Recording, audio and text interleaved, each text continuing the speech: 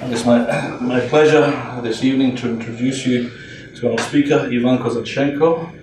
And it's my pleasure also to welcome you to this latest lecture in our CIUS seminar series. It may well be the last one for the semester. Ivan Kozachenko is a Stasiuk postdoctoral fellow at the Canadian Institute of Ukrainian Studies here at the University of Alberta. This is a fellowship that is allied with our Contemporary Ukraine Studies program, which many of you know about. He completed his master's and his BA in sociology at the VN Karazin Kharkiv National University, Ukraine. He obtained a PhD in sociology from the University of Aberdeen, in the United Kingdom. Dr. Kozachenko is currently working on the project The Ukraine Crisis, Contested Identities, Social Media and Transnationalism. That project explores competing social movements and the way in which national belonging is articulated by these movements within online and offline public spaces.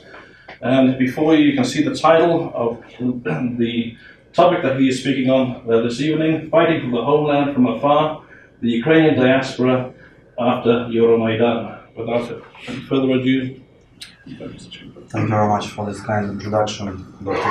Tsipkov. And good evening, thank you very much for coming today. So,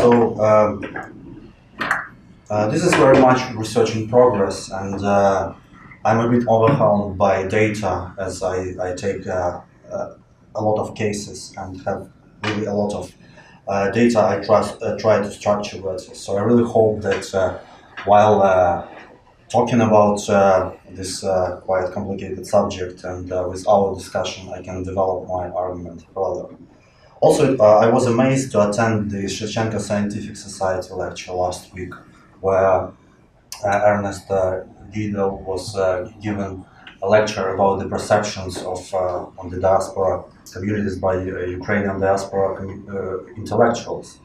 And there were so many topics which are still very important today, and a lot of problems which still require their solution. So we really can see how the second half of the 20th century it still resonates with the problems nowadays.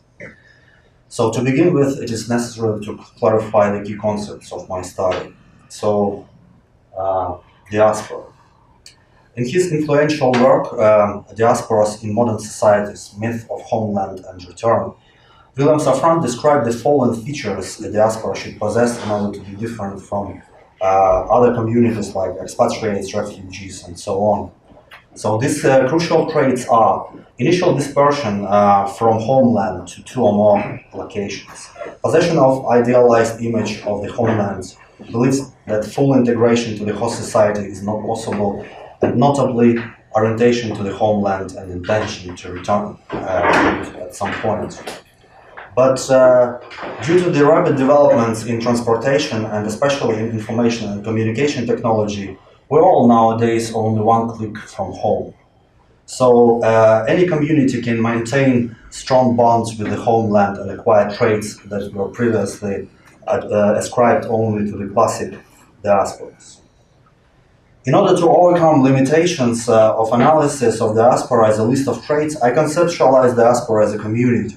So what diaspora community is? In my research, I address the concept of diaspora to three levels or dimensions of the community. Diaspora may be seen as the extension of nation or culture. Here I refer to diaspora as an emerging community. Second, modern means of information and communication technology allow creation of online networks, virtual arenas, and new public spheres. Diaspora as such may be seen as a virtual community as well. And finally, diaspora may be seen as an embodied community represented by localized social networks and Gemeinschaft communities. Today I want to draw your attention mainly to the findings concerning the first two dimensions of diaspora community. So what is imagined community? For the most occasions, the term imagined community refers to a nation. One of the most influential manifestations of this approach is the work on imagined communities by Benedict Anderson. He argues that any community larger than primordial village of face-to-face contacts is imagined in nature, as its members will never know each other, everyone in this community, or even hear of them. But in mind of each exists the image of their community. Moreover, Anderson underlines the role of print media, which make the existence of imagined community possible. Another important contributor is Anthony Smith. He underlines that for a nation, it's important to be narrated by writers, poets, intellectuals. So this is crucial for a nation to emerge from what he calls agony. Then Manuel Castells, in his book The Power of Identity, stresses the role of icons of nationalism. These are symbols, narratives, and discourses that shape national community and make it distinct from others. Well, as the role of print media nowadays is largely substituted by the digital media, it is important to underline the role of the internet. Stephen Fox points out that the majority of online communities are imagined, as they consist of people who never meet each other. But these people still can describe the purpose of this community, its goals and traits. Also, Brenda Chan, in her study of Chinese diaspora, comes to the conclusion that the internet normally crystallizes national identity as it represented by simplified narratives and straightforward and direct symbols. Well, there are several clarifications for the usage of the concept nationalism required. Diasporas are often described as nationalist with the adjective implying negative connotation, such as radical ethnic nationalism or ultranationalism. For instance, Maria Koinova defines diaspora nationalism as extreme ideas and methods, negation of the rights of others to achieve linguistic, cultural, and political goals. Per Anders Rudling, in his study of Ukrainian diaspora monuments and commemoration practices in Canada, implies that wartime Ukrainian nationalism is the same as the one of the contemporary diaspora. Well, Eva Moravska warned us against such this vision, and the diaspora cannot be seen as frozen in time. With her study, she demonstrates that representations of the homeland are very dynamic. Moreover, I argue that the concept of diaspora in diaspora studies should be always clearly defined, and usage of its broad meaning is more productive. The definition by Anthony Smith is very relevant here. He actually gives like 5 dimensions of nationalism, but I pay attention to 2 of them. So nationalism could be seen as a social or political movement on behalf of the nation. It should be distinguished from doctrine and ideology, which is another form of nationalism. Also, Brubaker and Cooper point out that identities are both the categories of social and political practice, and also categories of analysis, and a lot of researchers confuse this. As the categories of practice, national identity is used by political entrepreneurs to persuade people to understand themselves, their interest in a certain way, to organize and justify collective actions along certain lines. As the category of analysis, and it's mainly used in nationalism studies, it comes through certain symbols and discourses. But we should be not taking a nation for granted, so we shouldn't take it as a real community, as it's always socially constructed. If we take national community as real, it leads us to primordialism. Basically, the confusion of nationalism as a category of practice and analysis is very vivid in the study by Anders Per-Rudling. But what is national identity for Ukraine and respective diaspora communities? Well, Stephen Schulman argues that there are 2 main identity complexes or main meta-narratives for Ukrainians and Eastern Slavic people. First, national employs post-colonial framework defining Russia as an empire, whereas Belarus and Ukraine are seen as colonies. Here, Russia is seen as significant other. This identity, it's over here. This identity option may be seen as what Manuel Castells calls resistance identity. National history and vernacular languages basically challenge supranational ones. The supranational narrative is based on two types of historiographers, a Russophile and Sovietophile. Russophile tradition emerged in Tsarist times and was based on the ideas of monarchy and Russian Orthodoxy, and it sees and implies from Eastern Slavic unity. Sovietophile is focused on the Soviet past and can have elements of the communist ideology. In the extreme, as it's used by contemporary Russian regime today, it denies Ukrainian nationhood and statehood. Well, and we can see that, we can argue that in between these two meta-narratives, Ukrainian civic identity is somewhat squeezed and challenged. Also, in studies of imagined community and nationalism, there are risks. Well, Hassan Sage, in his study of Lebanese migrants, underlines the importance of the empirical evidence that community actually exists. So he puts this brilliantly. He imagined community seems to have very little community in it, and a lot of imagination instead, usually imagination of a researcher. Well, and also Shani Orgad makes a valid argument that the study of internet-related social phenomena always benefits from the investigation of, so to say, on the both sides of the screen, when on and offline data is combined. Keeping these theoretical arguments in mind and considering the risks, I developed the following methodological framework. In my study, theoretical sampling was employed. Basically, I was looking for virtual diaspora communities that were named Ukrainian. Then I made qualitative content analysis of the selected sites and social media groups. And also I examined personal public profiles, not all of them, but also with theoretical sampling of people who participate in these groups. I employed link analysis, which is partly based on social network analysis. Here I used the selected sites as a seed set, checked a node-node relationship between this set and pages and sites they are linked to.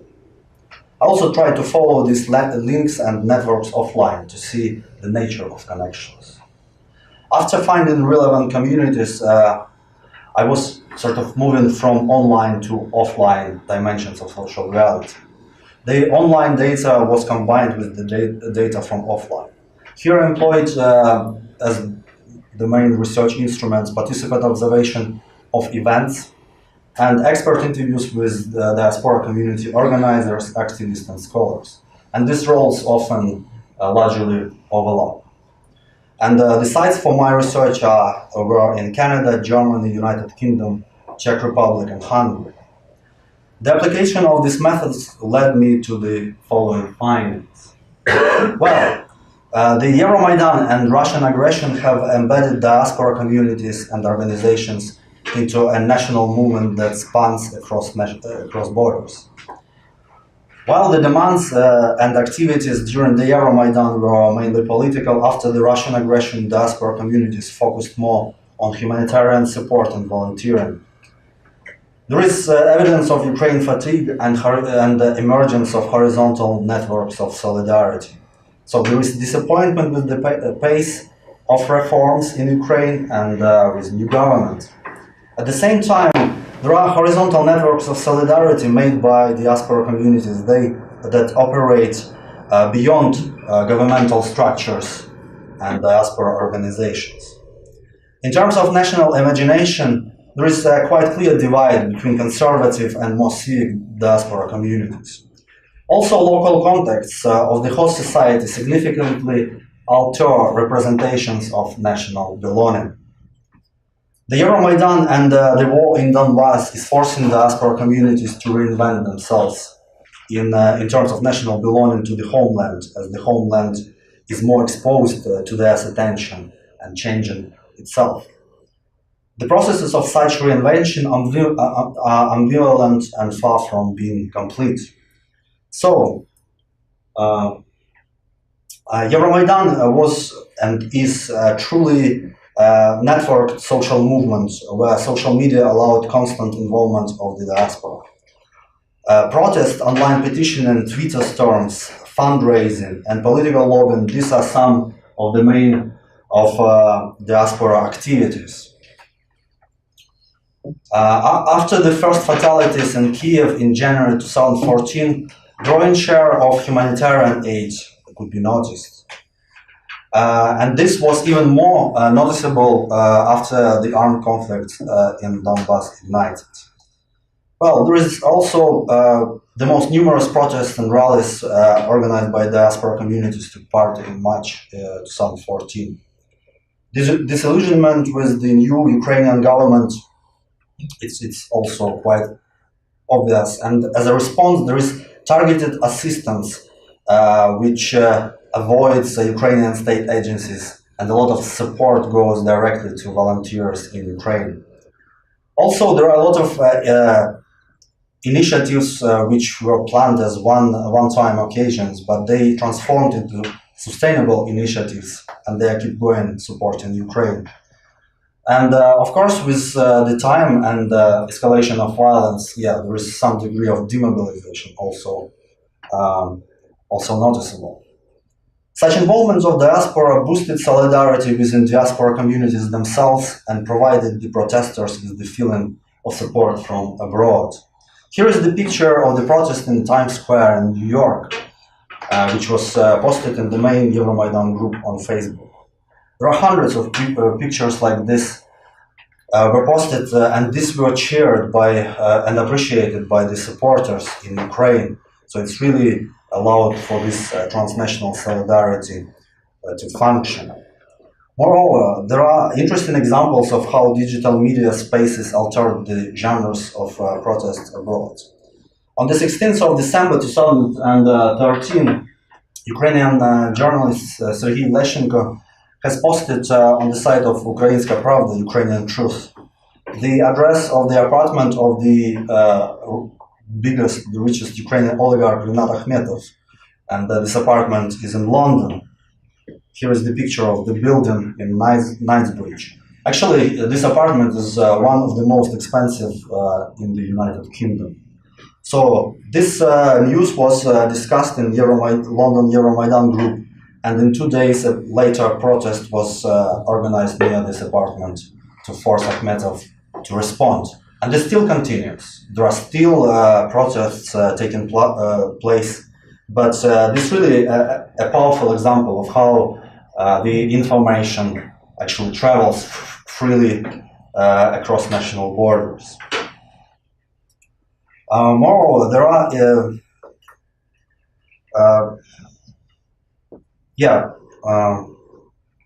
well, the collapse of the Yanukovych regime and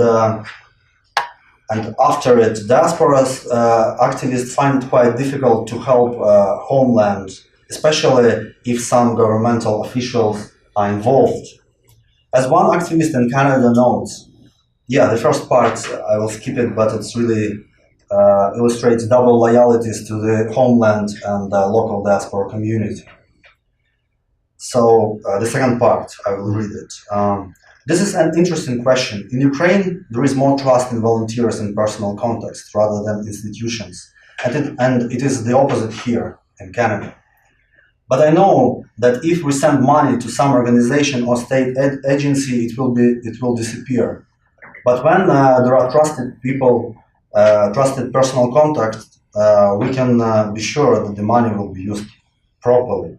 It really shows that there is a lot of communication and support going on. Moreover, the armed conflict raised the stakes of involvement with the Homeland dramatically, and this has definitely made a challenge in terms of degree of commitment. In this interview with the activist from the UK, also some disappointment reflected. I will skip this part about Kharkiv, but I will go with the second one.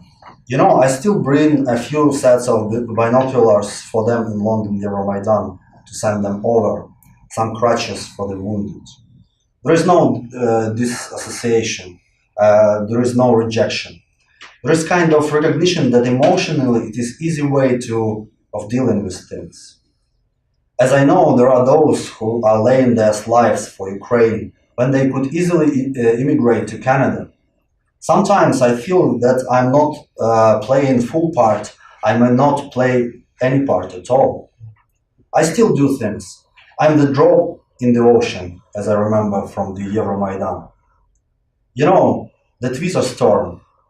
There are people out there really doing stuff intellectually and physically. And then there is one, oh, I will send a tweet. And this is a bit pathetic. So we really can see that the violence in Donbass and the war really makes all other efforts looking not as important as before. And here is the main page of the Association of Ukrainians in Great Britain. And you can see there is a special section dedicated to this Twitter storm campaign over there. And it was created during Euromaidan. And later initiative Patriot Defense, it's international initiative to bring armored vests to Ukrainian soldiers. So,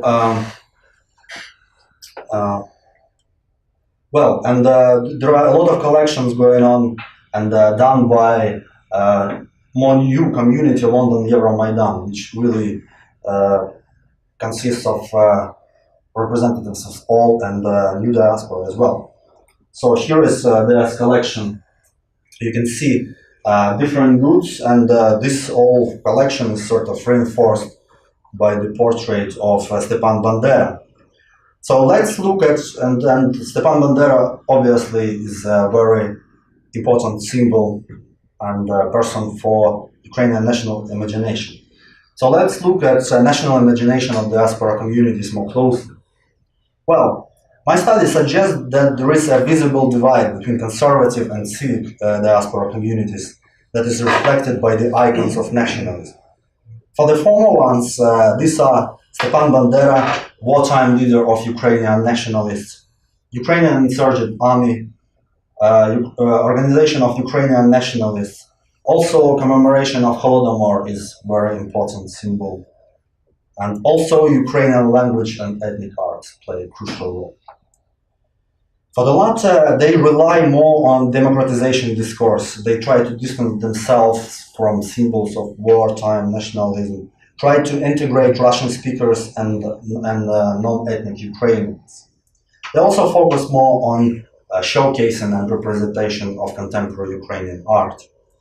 Well, my doctoral study in the UK suggests that local organizations developed a hegemonic discourse based on the Banderite faction mythology after the war, and it's pretty much the dominant in the main organizations over there. So it's not a surprise that references both to Ukrainian insurgent army and contemporary right sector, this red and black flags, were very visible, very noticeable, and still very noticeable in the protest in London, like on this picture. Well, but at the same time, there is growing solidarity with Crimean Tatars. And this was not that visible before. Basically, the occupation of Crimea forced this. And it's really unprecedented support and expression of solidarity. Basically, what is unique that Crimean Tatars now represented as an important, crucial part of the Ukrainian nation. And another demonstration of this. So here is the commemoration of the deportation of Crimean Tatars, organized near the monument of Saint Volodymyr in London. Well, but then there is, of course, the reality itself challenges the ideas of integral nationalism and the idea of Ukrainian for Ukraine, as we really should acknowledge the importance of such identity as Afro-Ukrainian identity, for instance. Yeah, and this boy, and there are many examples of debates and really negotiation of this new identity. Also, the processes of reinvention of national belonging are well reflected in online visual materials. Here, the announcement of the Day of the Heroes by AUGB. You can see the portraits of heroes from the past, Yevhen Konoval, Stepan Bandera. They are combined with the pictures of contemporary heroes. This iconic picture of the Heaven 100, those protesters who were shot in the Maidan Square in Kiev in 2014. So this picture is from 2014. This is next one. Yeah, it's even more interesting. We have this picture of Heaven 100 made the main background, and it also features the poppy. It's very novel symbol for Ukraine. Actually, it was to replace Soviet symbols of victory, and also to shift from the Soviet narrative of the Second World War and victory over fascism to the Day of Remembrance and Reconciliation. And this is really important just because the victory in the Second World War was not that much acknowledged by this community before, when I was writing when I was doing my doctoral study. Well, the next year, this poppy disappears, but the picture is still there. Basically, we see how this national imagination transforms in order to unite the histories, the old narratives, and the new ones. Well,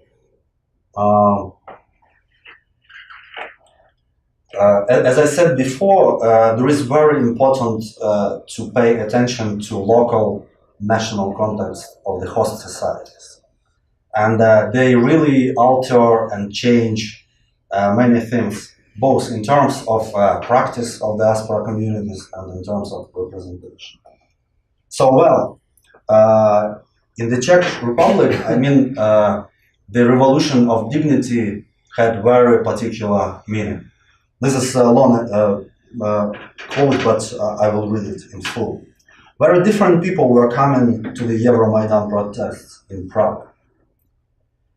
As I could observe and assume, most of people back in Ukraine, these people never participated in demonstrations, not to say about Czech Republic.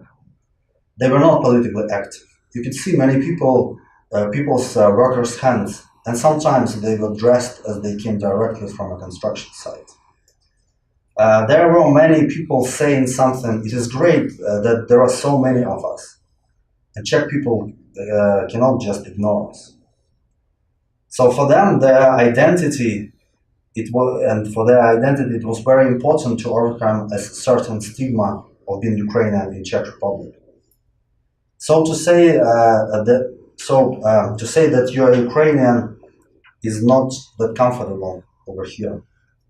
But when you're just saying, not just saying that you're Ukrainian, but walking in the old town with the Ukrainian flag, shouting "Glory to the nation, death to the enemy, loves." There were people like this. We try to explain to them that it's not a very good thing to say, and it's good that Czechs do not understand what exactly we are shouting. So for them, it was the moment of empowerment. This helped a lot. And it was very helpful that the emphasis of Czech people were on our side. So it's an interview from 2015. At the same time, other activists in Prague, they feel that they have to educate the host society about wartime nationalism, and then it will be accepted. So another activist saying the following: yes, we have books about Bandera. Before they were Czechs, they were very afraid of red and black flag because they were thinking that it is related to fascism, and for them it was unacceptable that people come to the Maidan with such flags. Only blue and yellow flags were accepted.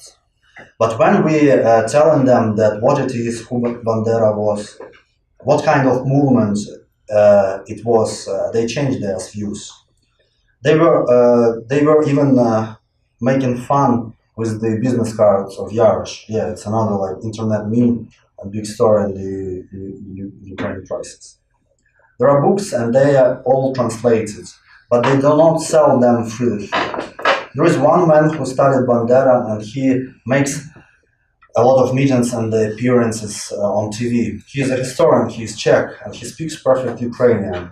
And he tells on TV all the truth. Now Czechs know more about Yarosh and Bandera. So it's the idea that we just have to educate people and then, to make all symbols acceptable. This education, however, is not always possible, like in the case of Germany, as one of the activists from over there saying, well, there were red and black flags here in Berlin Euromaidan. I cannot say that this is something that Germans very appreciate. Also, translating some slogans can be tricky. For instance, when you translate Ukraine is above all, Ukraina ponad uсе, into German, it is nearly the same as Deutschland über alles, which is not something you want to say in this country at all.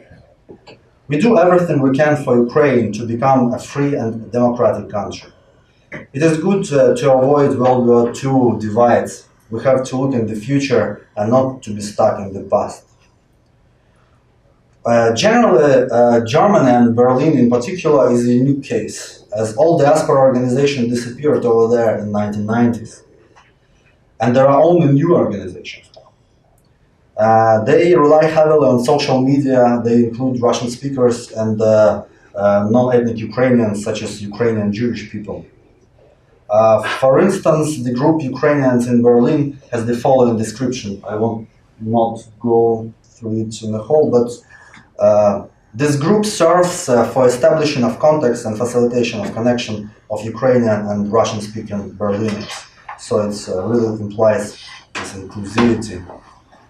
Another group is the Ukrainian Cinema Club, which has similar mindset, and it's focused on showcasing of contemporary Ukrainian cinema to the German society. Well, and activists over there think a lot about branding contemporary Ukraine in Germany, as stressed by one of the activists. I have attended one of the Ukrainian World Congress meetings in Kiev, and I was very surprised that they think that we have to tell the world about sharovary, about borscht, and about Cossacks. I know that this is not interesting to Germans. They're interested in the contemporary culture. You can wear a vyshyvanka, but it's ornamented Ukrainian shirt. But you should do something interesting, like reading contemporary Ukrainian literature at the same time. When no one knows what Ukraine is, and who are our philosophers, who are our film directors, who are our writers, to just stand in vyshyvanka is just to boost your own ego without any result. They will show this on Ukrainian TV, but they will never show this on German TV. Germans do not understand Ukraine as a subjectivity, and then this interview goes that we have actually put Ukraine on the mental map of German society. We made a flash mob during the Euromaidan near the Brandenburg gates. We were standing in different locations and we were reading Ukrainian literature in German. This was not easy to do, but this was cool and we have attracted a lot of attention. More attention if we would just wear vyshyvanki. Diaspora is closed and I do not like this, so there is some detachment to be ascribed to diaspora. We welcome people of all backgrounds who can do something interesting and who can promote the good name or brand of Ukraine. Well, and to carry on with the lecture by Ernest last week, there is a challenge in terms of the Ukrainian Jewish diasporic identity.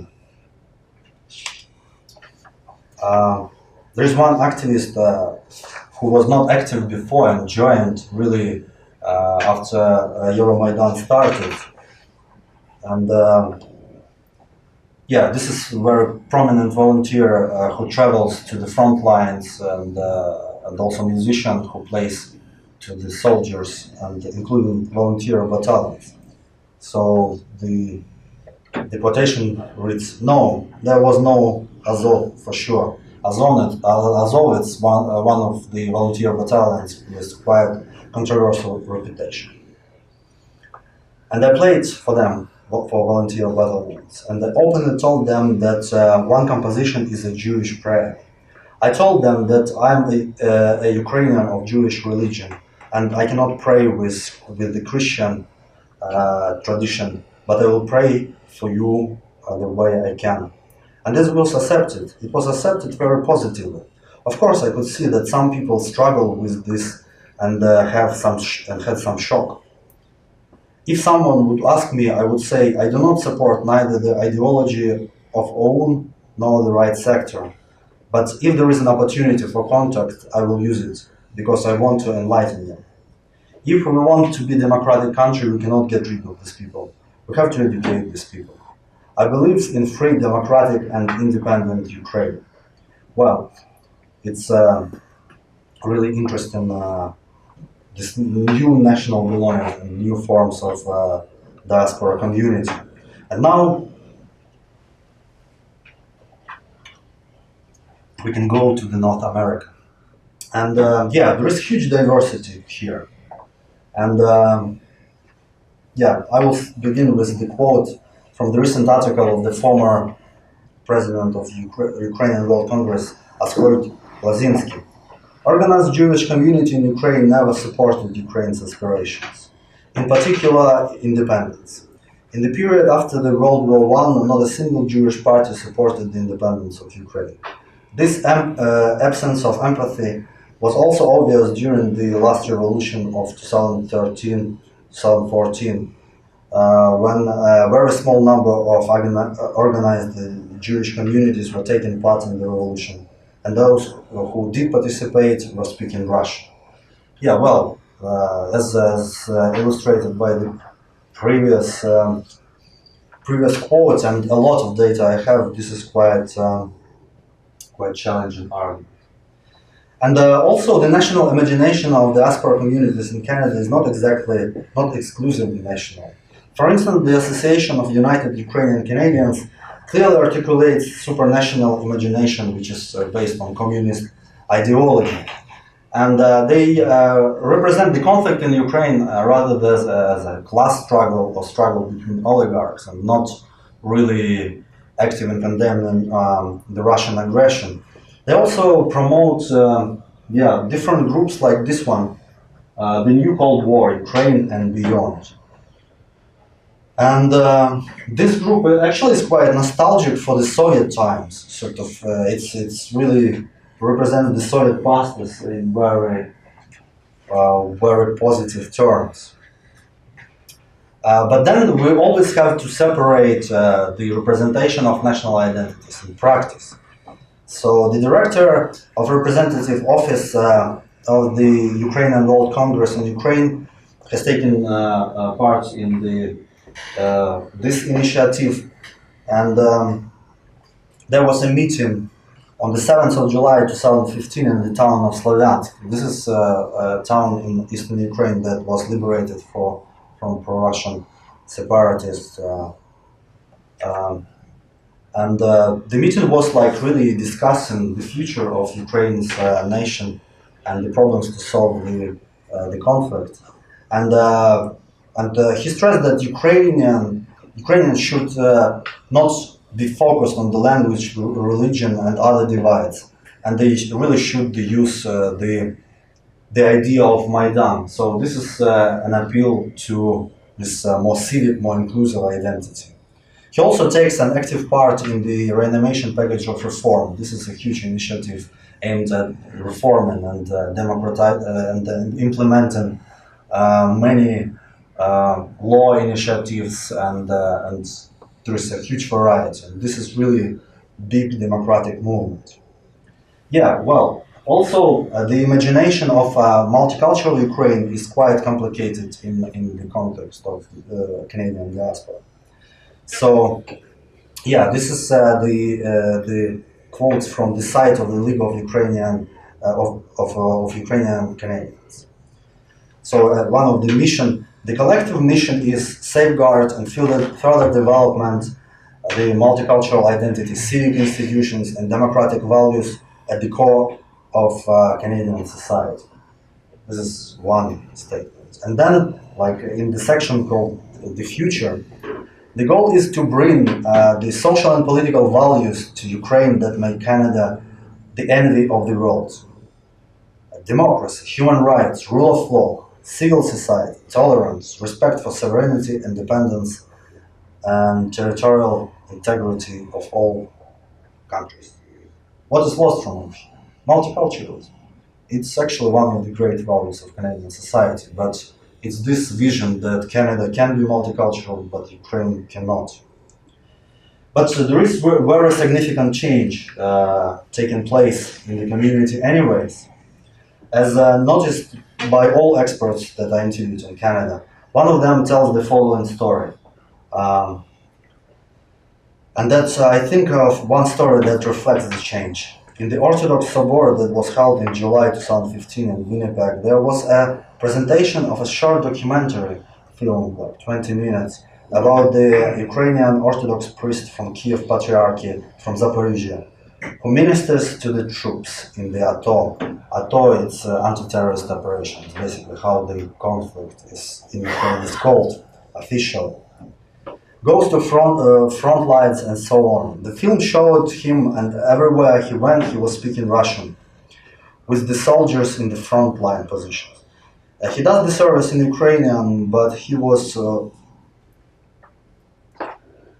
he was warmly received. I would say that, and the film and the fact that this priest was speaking Russian, I would say that 10 or 20 years ago, there would be people at the Sobor who would stand up and ask, why do they speak Russian?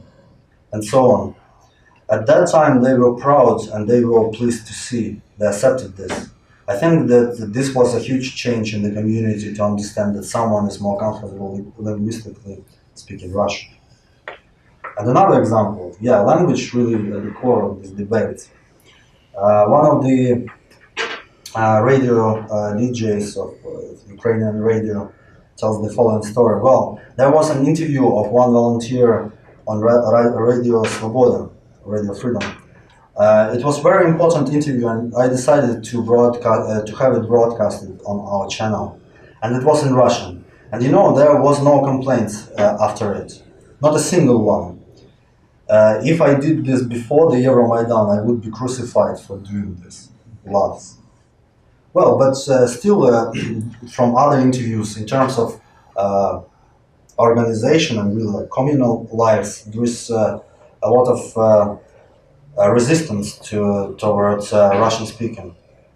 One of the community organizers said the following: we are a Ukrainian speaking organization, and those who speak Russian can do this somewhere else.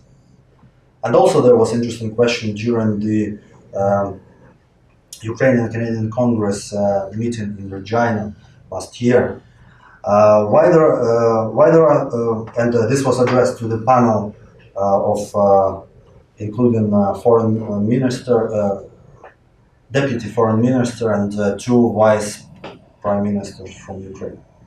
Why there are even more people who speak the language of the occupier, the Russian language, in Ukraine after Maidan?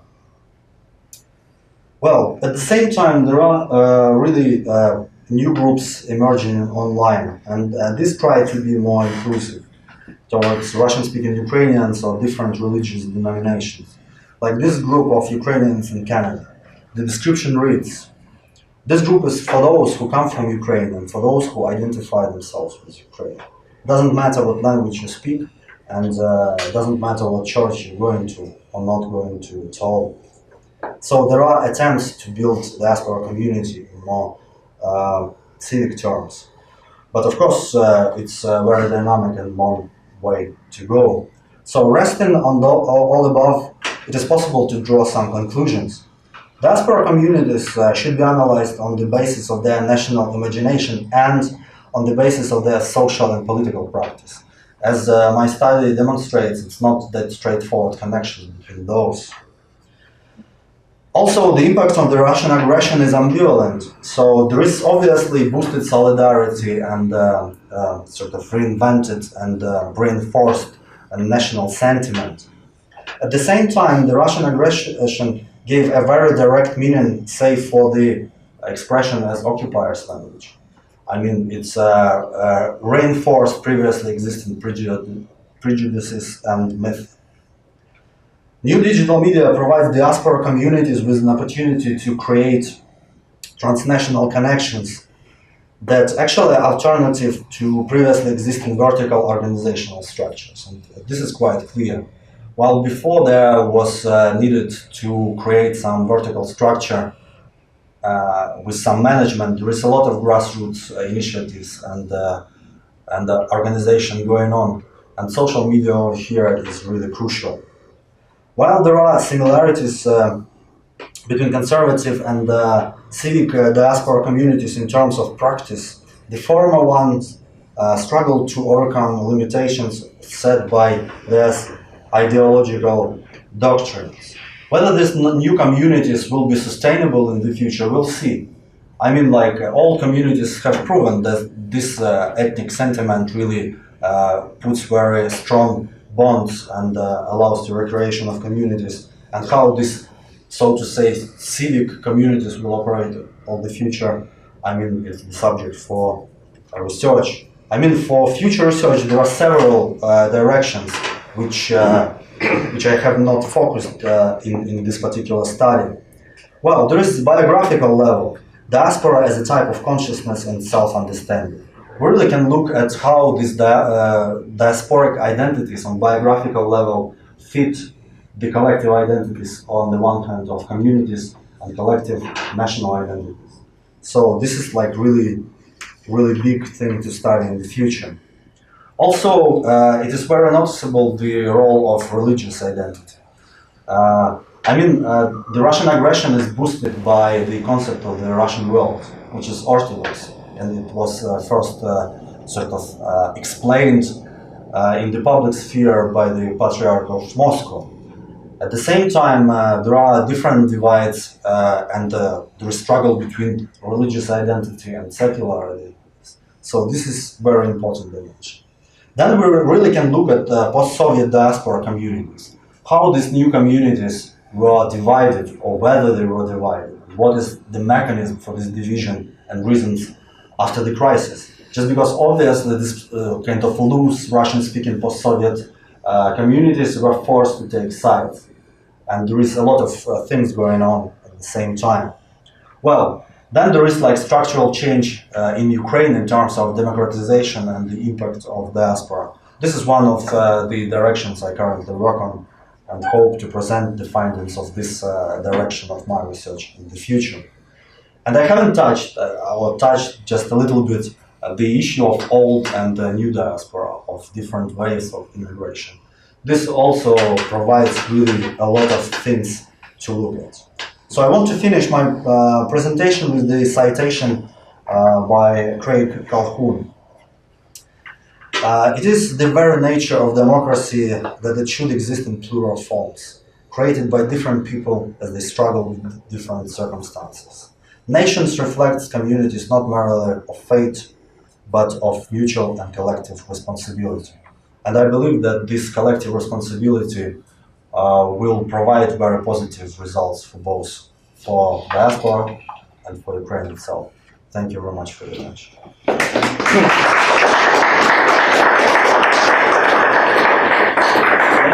Unless you'd like to take a pause and have some water. Thank you. When you do that, I will open the floor up for any questions. Sure. Apologies for my voice, I think.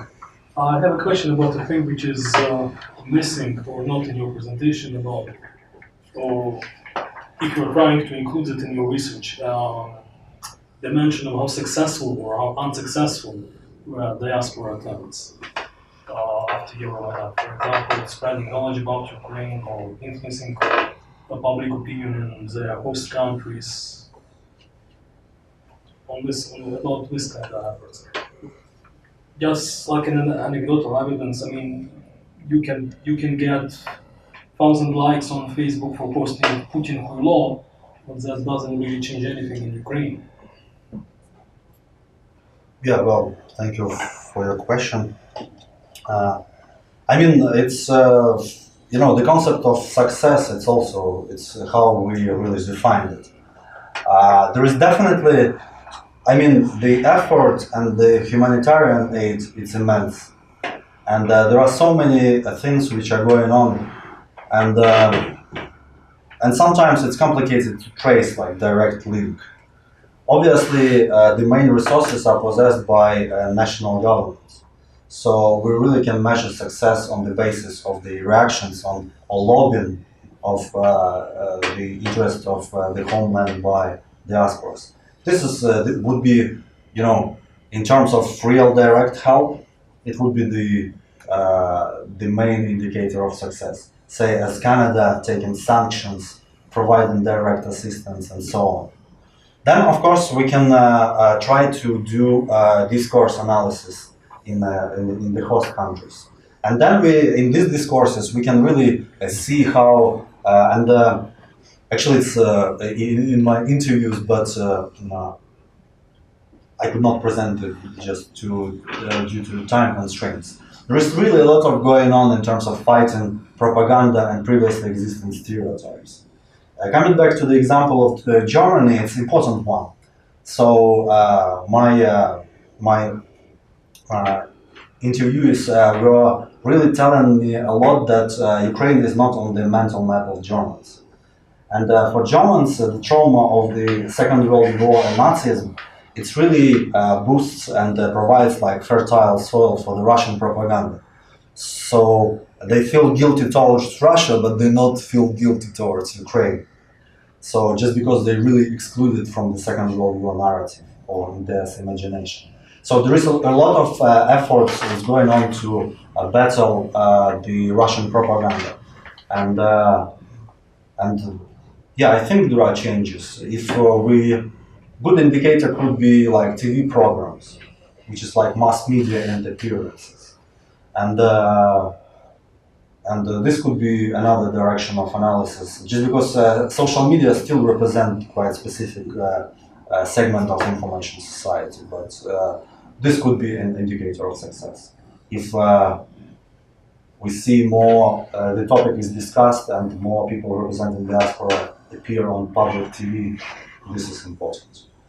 So, yeah, I mean, I haven't focused on this particularly, but a lot of achievements could be seen. I mean, like reaching politicians, making politicians take inside of Ukraine, collecting immense amount of humanitarian aid. It happens.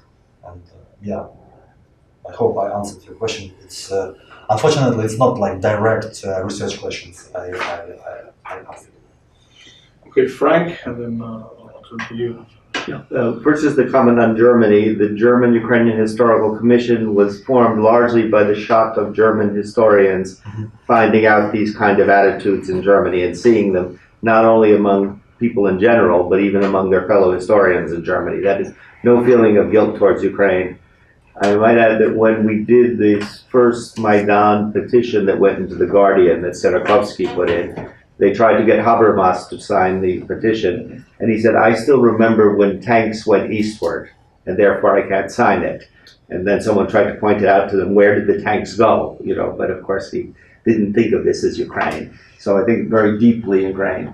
Then just a comment on your Berlin and in Germany, how different it would look if you were talking about Munich, where people go to the opera dressed in national costumes, where many of the same customs that come largely from that Central European zone.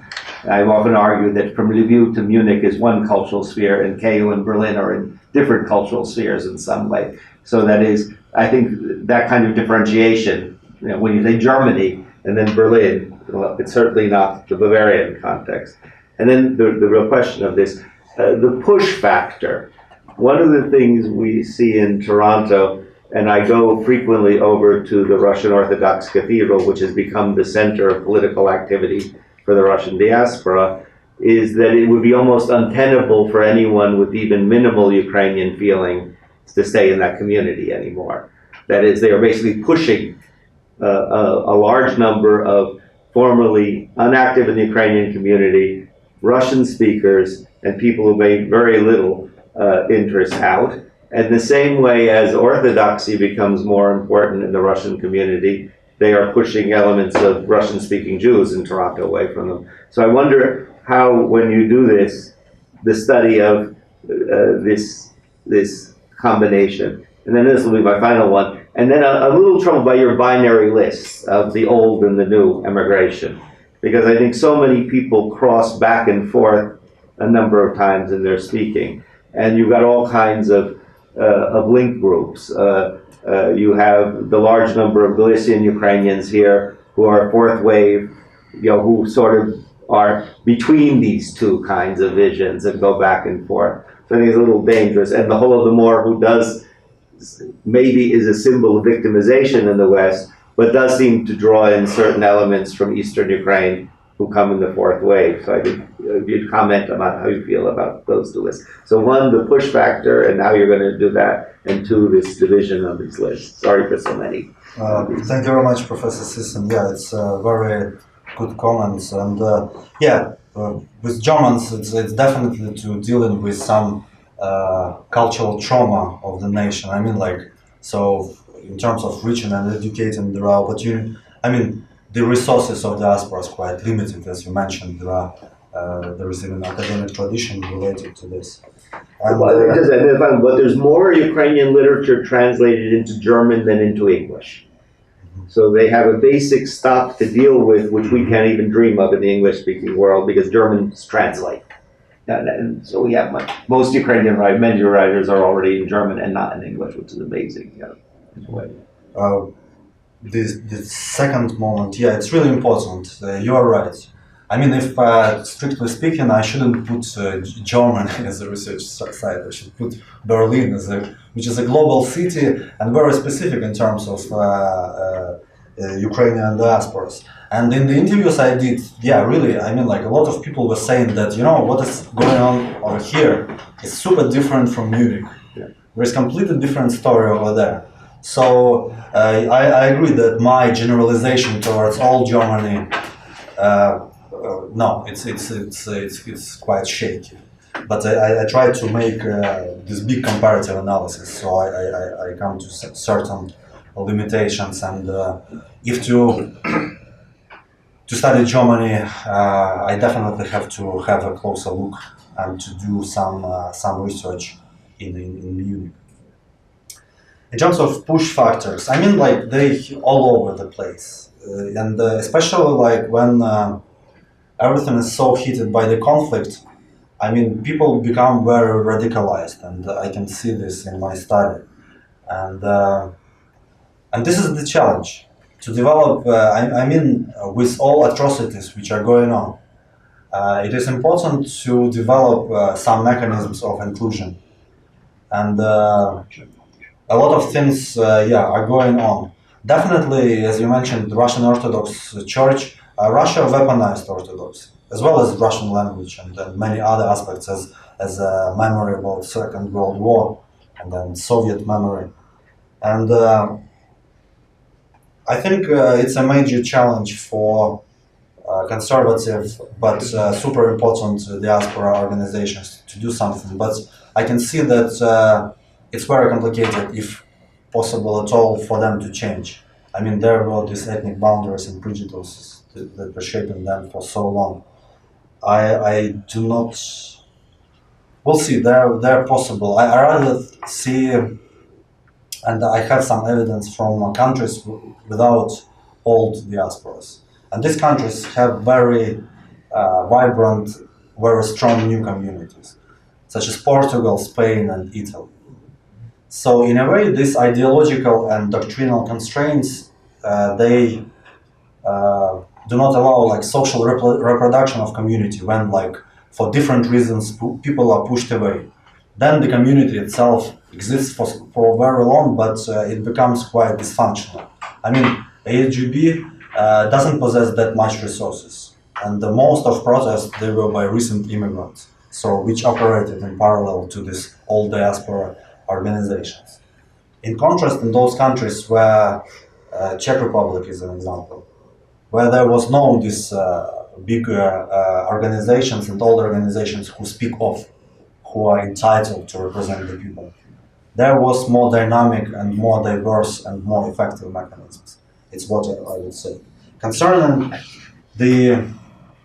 my somewhat simplified classification, I mean, I operate this. First of all, identity is something socially constructed and used by researcher. People don't think what my identity, what it is. You really make them to articulate it in a certain way, or can spot it And diasporic identity is always hybrid. So I just stressed the aspects of identity which I find relevant in terms of being connected to national discourses in Ukraine and the community itself. But of course, there is a huge overlap in terms of identities, in terms of practices. So yeah, I definitely, in my writing, I stress that the hybridity and the inclusion of different elements. And also the lines between communities, they're really fluid. So it's what actually I try to avoid, is to represent diasporas as something stable and frozen. I hope I answered. Yes, Question there at the back. Yeah, just wanted to clear up a few things in my mind anyway. You mentioned that you were doing a research on the four-year doctorate, is that correct? It was before, yeah. So the research that you were doing for your doctorates is what you presented here, in part. Yeah, this is a postdoctoral project which is much more complicated. It's not focused exclusively on the United Kingdom as it was before when I was. Yeah, and the information you obtained for your research was through social media, is that right? Yes. Yeah, mostly through social media? Not only. I explained the methodology. It's like quite. There are like different instruments. The reason I'm asking these questions actually is because it seems to me that we're trying to promote a modern diaspora in Ukraine. The modern diaspora would speak any language. They would use Russian or any other language. They would do modern things. And by modern, I guess we mean the things that the West does, rather than the things that Russia would do, for example. And I think actually what we're missing out on is our commitment, because you mentioned success. Success means meeting our commitments. And what is our commitments? I thought it was social justice in Ukraine. And if you leave out social justice completely, we're not going anywhere in Ukraine. Absolutely nowhere. We know that the history of Ukraine has been altered by Russia drastically. I mean, we all know that. So to base a thesis on modern thinking without going to the past, in my view, actually, the past is sacred. Today is a gift, and tomorrow is just another day. We have to learn from the past. And we have to commit ourselves to getting some justice done. That's just my comment. I absolutely agree with you. I mean, like in terms of past, it's also a lot of big concepts you use. I think an important thing about past that we have to learn lessons and we have to correct mistakes of the past. That's why we have to study and sometimes be critical about past. Otherwise, we won't learn the lesson.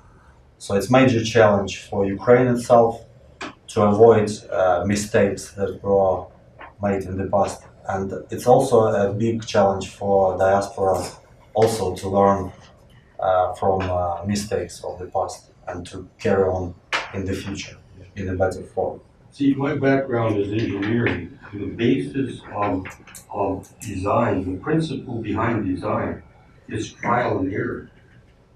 And that's all past stuff. If we don't learn from our trial and error, we will never perfect our engineering. We will never perfect the design. We could never do it. Okay, I have five questions. I think we may have to stop that. We'll see. So in terms of order, Roman, Alexander, Igor, Paul, and Elena. Well, first I'd like to thank you for a very interesting presentation. To my knowledge, this is the first time I'm aware of a comparative study across all these countries after Euromaidan. So I think this is a very interesting original work. Now, what was very important to me were these definitions of diaspora that were put forward. And I think it's very significant because in Canada there is a tendency to equate diaspora studies with ethnic studies. So questions of multiculturalism and diaspora studies seem to be on the same continuum, but I think you made it clear that diaspora studies are something quite distinct from ethnic studies. And you then went on to talk about different models of diaspora, and you focused both on the virtual world and the real world. Now, the question I guess I'd like to ask has to do with the very nature of the Euromaidan phenomenon. As I recall, political parties were displaced from Euromaidan. It was a national movement, perhaps a national liberation movement, even. So, as I listened, I did not hear any reference from these interviews to any Ukrainian political parties. Similarly, I did not hear any reference to political, economic issues or social issues.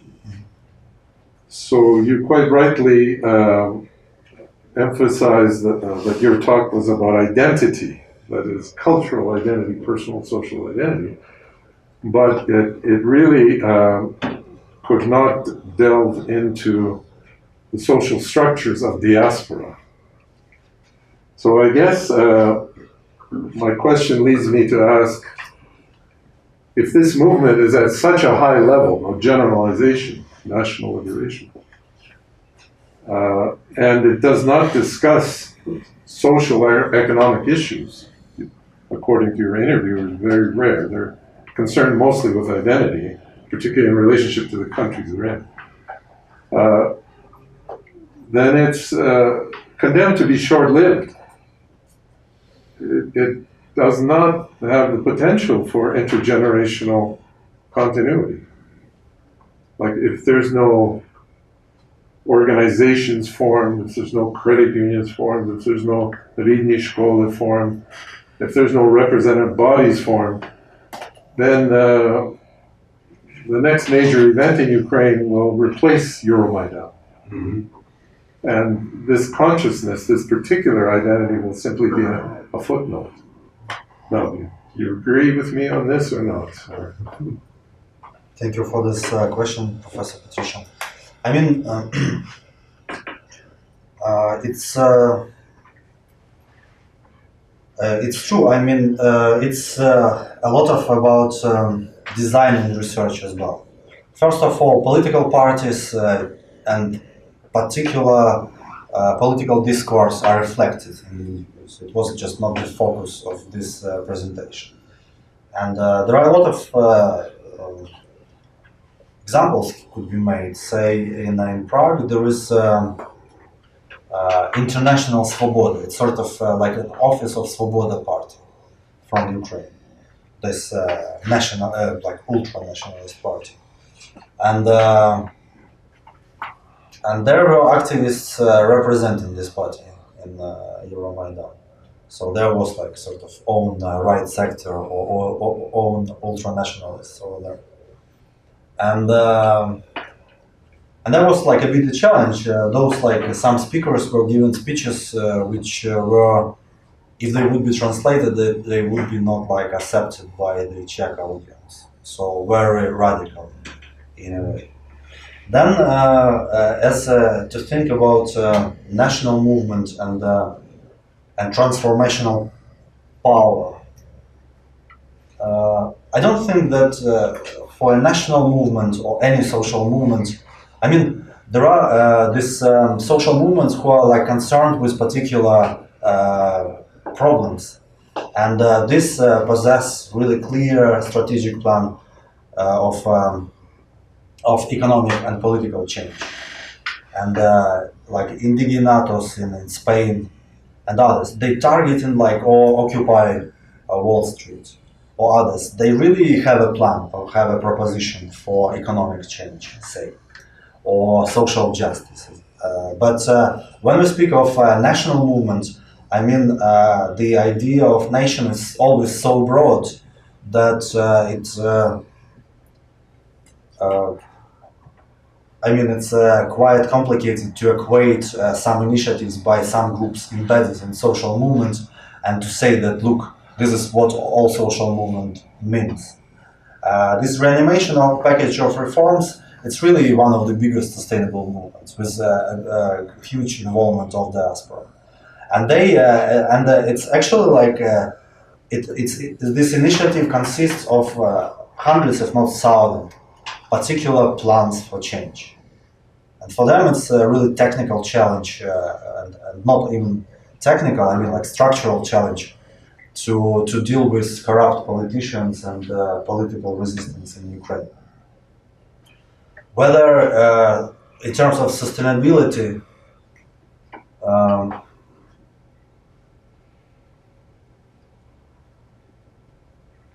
I don't think that we should remove or say that Euromaidan is a national movement, and then when it ceased to exist in its current form, it's end of national movement. No, there would be other ideas.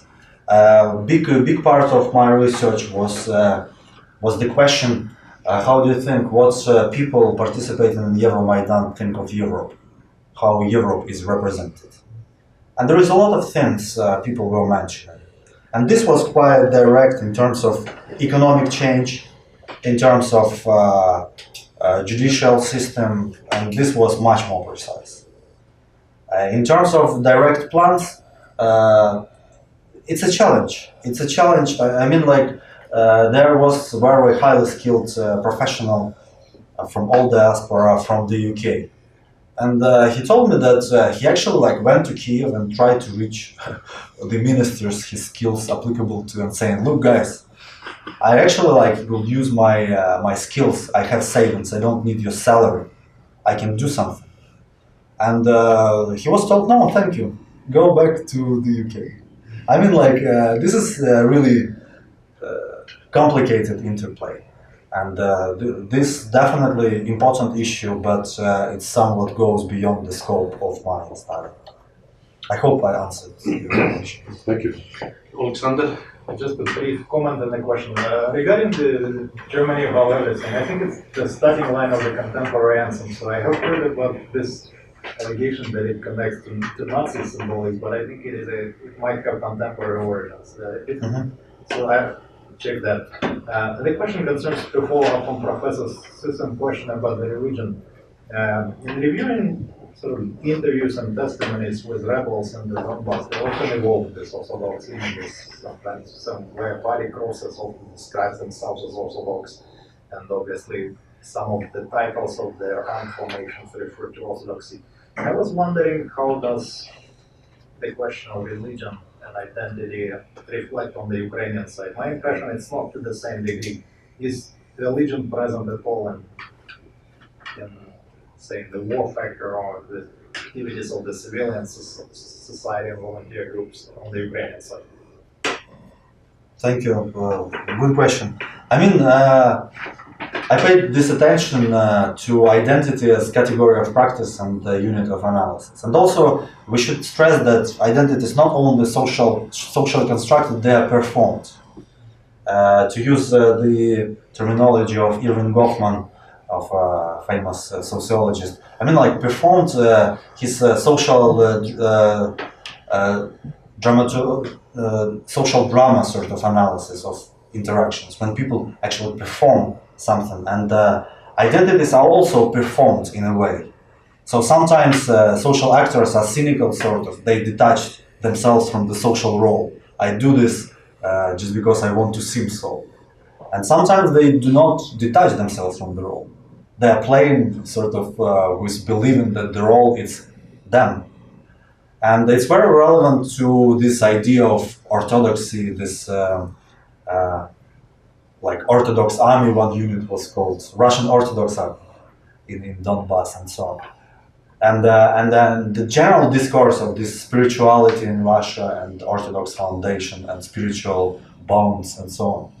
But there are only 3% of Russians attending churches regularly, on regular basis. So behind this discourse, there is not much going on. Or I mean, like, talking of spirituality, we can take statistics and see that, yeah, this country is one of the leading on the planet in terms of abortions. So it's not a lot of done in terms of following religious rules. So we always have to distinguish what is put forward to showcase the identity and what the social practice is. And yeah, I mean, definitely for Ukrainians, there is this big internal discourse in terms of Kiev Patriarchate and creating an independent church as one of the foundations of independent identity. But then there is the diversity in terms of Ukrainian Christianity as well. Uniate Church, Orthodox, and so on. I mean, I think for Ukraine it would be quite divisive as any other sort of fluid identities to utilize this for the purposes of mobilization or stigmatization of the opposing side. That's why, I mean, like, if to think in instrumental terms, it doesn't possess that much of mobilizing power as it for Russia, just because it's like really important narrative of spirituality and so on. So I think over here, the more like structural factors are important. But as Professor Sisson mentioned, I mean, parishes generate social capital. It's a very important aspect of communal life. And I mean, in the studies on social capital, it shows that people possess more social capital when they attend churches. And it's not just because they become more spiritual, just because they become more engaged in community. So in this sense, I think church possesses a lot of mobilization power. I mean, like this sort of local grassroots mobilization for local community to be united in some opinion and in some perceptions of what's going on. I hope I answered your question. You know, I think just one thing on it. I think one of the most amazing things have been the switch of linguistic symbolism. The argument against using Ukrainian in churches was always that you don't want in church the language of the bazaar. But of course, now the language of the bazaar in Central and Eastern Ukraine is Russian. And Ukrainian then becomes a sacred language, rarely used for sacred occasions. And I thought of this at the Ukrainian Orthodox Cathedral this Easter, when I would guess 1/3 of the people there were Russian speakers. But all of course perfectly happy to go to Ukrainian liturgies in language. So it now becomes not the language, your normal language is Russian, but now your sacred language is Ukrainian. And so we've got this tremendous cultural switch that's gone on the Ukrainian side. I mean, it's a side issue, but I just, Igor? I have a few points that I'd like to raise. And I was particularly taken with one of your opening slides where you talked about one of the problems being researchers themselves. And as we know, we all bring our own lenses to whatever we look at. And when you showed the posters for Święto Herojów in England, the lens I looked with it from was my former lens, where I was for 2 years the Kultusvitny referent, or the person responsible with the portfolio for cultural and educational matters at the AUGB in Derby, the Derby branch, to which Western-on-Trent and Tarasiuka belongs. Mm-hmm. And I saw that simply practical, that they may have had a poster designed, they didn't want to know what to do, they reused it for another year. So unless you've actually spoken to the organizers themselves, I'd be wary about making comments about the purpose of why those things are there and why perhaps the property has been taken away. Which leads me to my next point, and as there are still vestiges, like I know the AUGB is the largest organization, always prided themselves on being the best, but there are still vestiges in England of the Objednanie Ukraińców w Wielkiej Brytanii. And I'm wondering whether you actually made any efforts to get comments from those people too. Which leads me to my next point. With your activists, always I was wondering, particularly in the English situation because I lived it. There are people of my generation, and then there are people of your generation who are called Novopribuli, the ones who have just come to England and who have set up almost parallel organizations, in which some of whose activities I've attended. So it would be nice to have a context of what kind of activists you talk to, which then leads me to my next point about there is an institute in the Lviv Polytechnic for contacts with diaspora, MIOC, led by Kulchitska and Kalinets.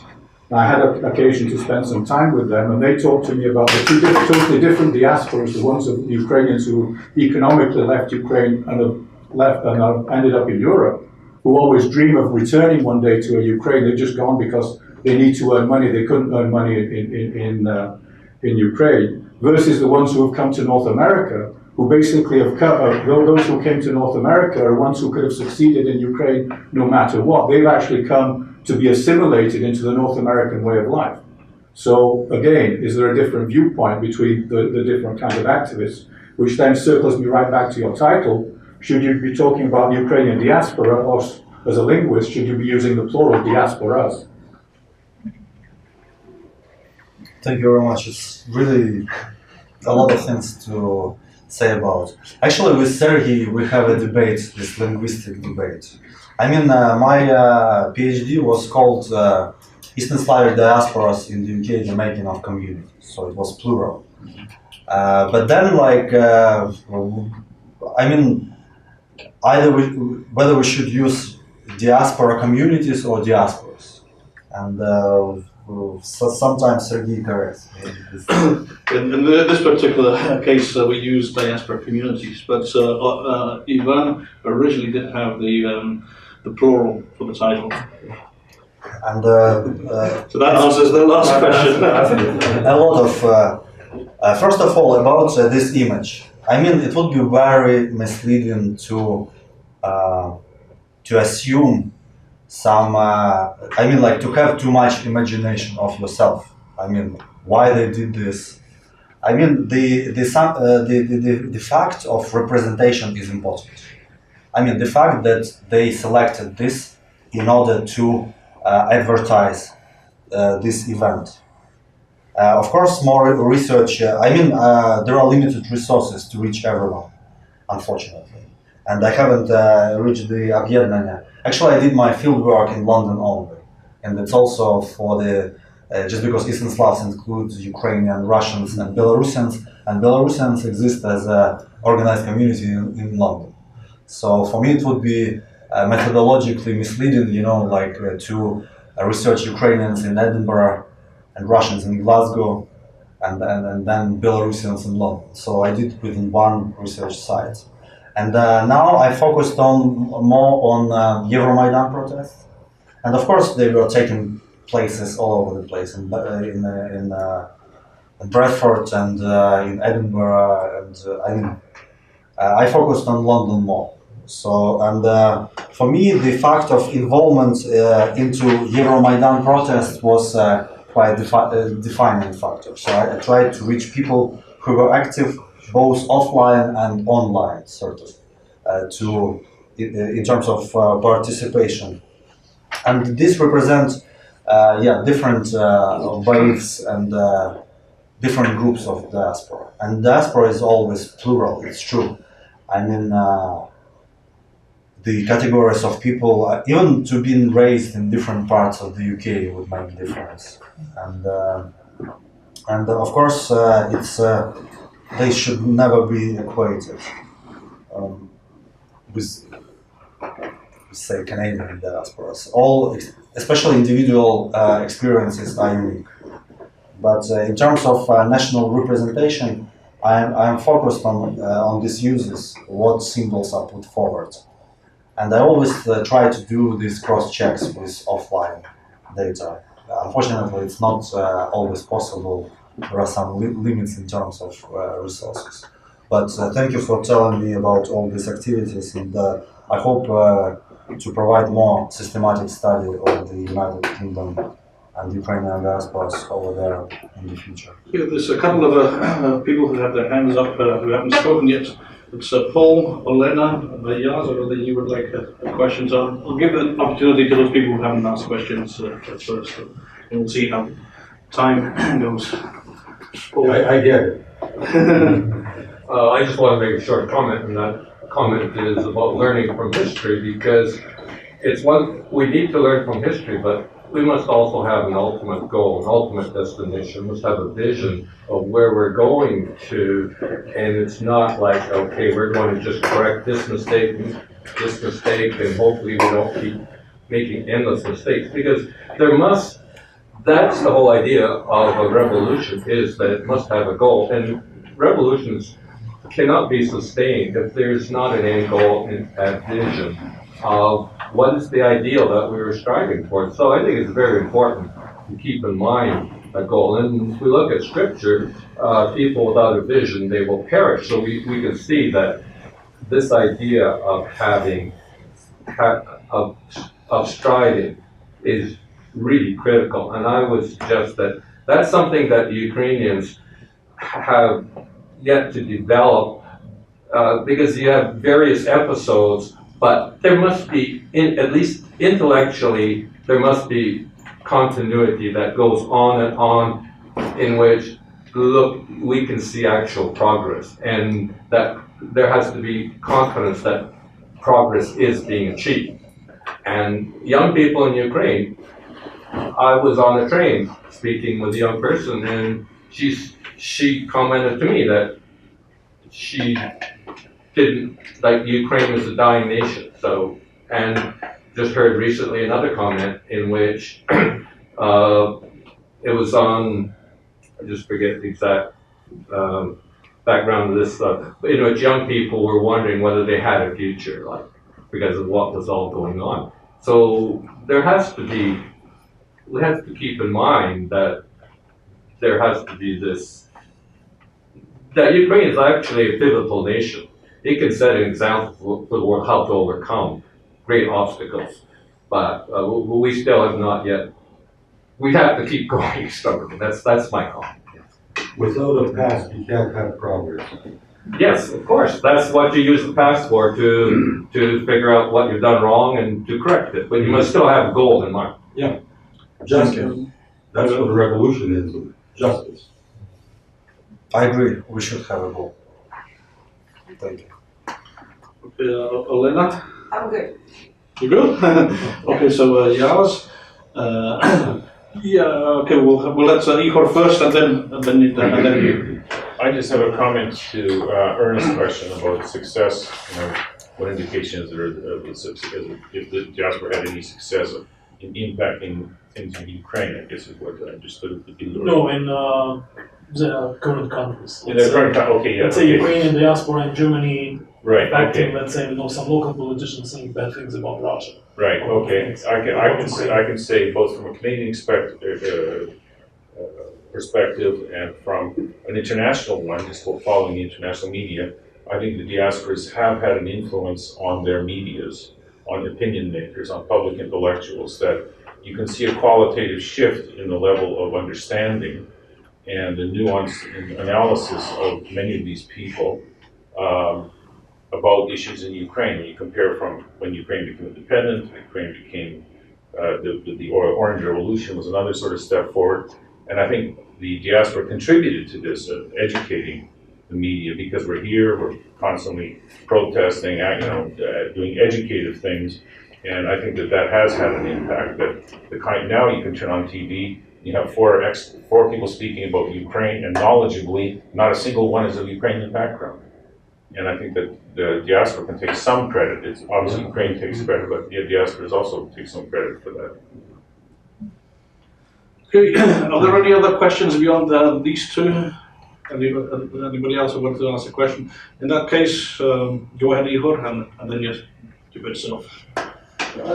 My question is going to follow up on what Dr. Sisson was saying about the example of the Russian Orthodox Church in Toronto and how Ukrainians really cannot fit in there now because of the politics involved. in the church, and we have various weaponizations from the Kremlin. They weaponize everything. They weaponize religion. They're also weaponizing the diaspora, their own diaspora, trying to have basically develop agents of influence within the countries where Russians have settled. And so can you see any kind of way that the Ukrainian diaspora can somehow work with the Russian diaspora? And I'm not talking about Russian-speaking Ukrainians, but the Russian diaspora, when you have this intense weaponization of that community into virulent anti-Ukrainianism. And if you look at some of the comments that are posted by their trolls, it's like preaching hatred. If they could trace them within Canada, you could basically make a case out for hate propaganda. And so, to that I would add the weaponization of multiculturalism. How can Ukrainians in Ukraine, and how can we in the diaspora really treat communities in Ukraine that to some degree are allowing themselves to be weaponized to be pro-Moscow? And I'm not just saying pro-Russian, pro-Moscow, because there has to be a distinction between Moscow and the Russian people. And the development of fifth columns in Ukraine. We see how they are instigating anti-Polish actions within Ukraine, which really Ukrainians weren't doing, and now suddenly as Ukraine is drawn closer to Poland, we see more of that. We also see more anti-Semitic actions in Ukraine, where there weren't that many before, and there's this period of euphoria after the Maidan. And now you're seeing more manifestations of anti-Semitism, and nobody can really trace who's doing it. The Russians, of course, are blaming the various battalions that spout Ukrainian nationalism, etc. But it is most probably the work of a fifth column that is doing to incite Jews against Ukraine, notwithstanding that they're extremely anti-Semitic in the Donbass pseudo republics. So, are you going to work that into your study also? How to deal with this? Yeah, thank you for the question. First of all, yes, in my interviews, I do ask whether there is cooperation or collaboration with the Russian communities. And what actually happens, yes, on collective, on community level, there is no cooperation. But on individual level, there are representatives, I mean, like, they could not be, like, strong, like, really clearly defined as a community. Say, there is old Russian diaspora in Prague. Those people who came there during a long time ago. And they're really supportive towards Ukraine. And they're very critical of the Russian regime. And they make appearances on Ukrainian protests, give support in speeches and so on. So some degree of support, yeah, is there. London has accumulated a lot of Russian opposition. Yeah, now this is Berezovsky and so on. There is very long list of former Russian politicians and activists who fled to London. These people also tried to support Ukrainian community. They were participating in Euromaidan and so on. On the collective level, yes, there is some struggle. I mean, there are some communities. I know in Canada there is Association of Russians in Canada, or Russians for Democracy in Canada. This is like explicitly named Russian community, which is clearly pro-Ukraine. So it exists. Unfortunately, it's not in my sum. As for Russians, so I mean, like, it shouldn't be. We shouldn't be relying on this like primordialist imaginings that these people are our enemies and so on. It would be like really really big mistake, and this is the case for Ukraine as well. I think it's the question. It's not that much. I mean, culture and language matter. These are very important. But what is more important is like to development of inclusive structures, where people would be proud to belong to this country, to represent this country. And yes, it's challenging, especially as you rightly mentioned, Russia weaponized and exploits, so to say, undefined Russian-speaking community. But I think Ukraine has to work on the inclusion of these people. If you speak about spies and so on, it's the priority of special services. And you mentioned this different provocations. I mean, Ukraine sometimes feels helpless in investigating many criminal cases, including the crimes of Euromaidan. So this actually, I don't see this as a rather ethnic or other problem. I see this as a problem of corrupt and quite dysfunctional state. This should be fixed. And then these schemes of solidarity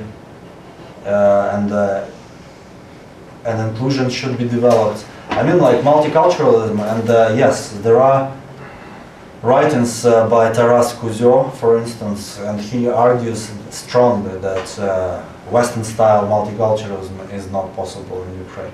I quite disagree with this. I agree that a lot of defenders are using these Western cliches before Euromaidan and before Russian aggression. Those people who are appealing to Western values in order to empower the Russian language, in fact, turn to be like straight away traitors. Yes, this happens. But it shouldn't discourage us to stigmatize or build a ghetto for Russian speakers to try to exclude them somehow. This would be a huge historical mistake for Ukraine. Ukraine has to address these issues, and there is no one way for success. I mean, like every country lives its own, goes its own way, and I hope Ukraine finds effective mechanisms for such inclusion. Just one of the Russian-Canadian Congress largely views itself as a persecuted group kicked around by the Ukrainian-Canadian Congress, which is all powerful in the Canadian government. So if you read all of their material, yes, they're a total defensive position and worried about Ukrainians everywhere. Yeah. Very true. Okay, one last question. I just have a comment about the spirituality of Ukraine. And that ties into religion, of course.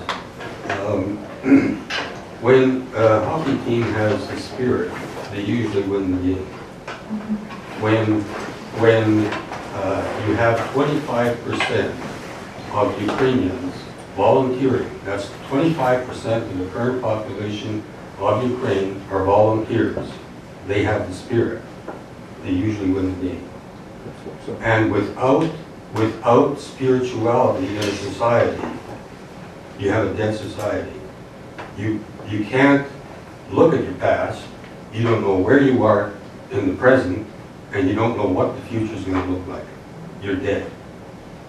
So the spirituality aspect of Ukraine, I'm encouraged by it actually, because there are many volunteers. There are not that many volunteers in Canada or anywhere else in the world that I know of.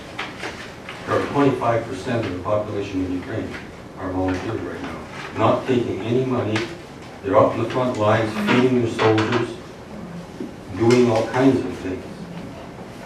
So the importance of spirituality and the Orthodox Church and all that kind of stuff is very important, I think.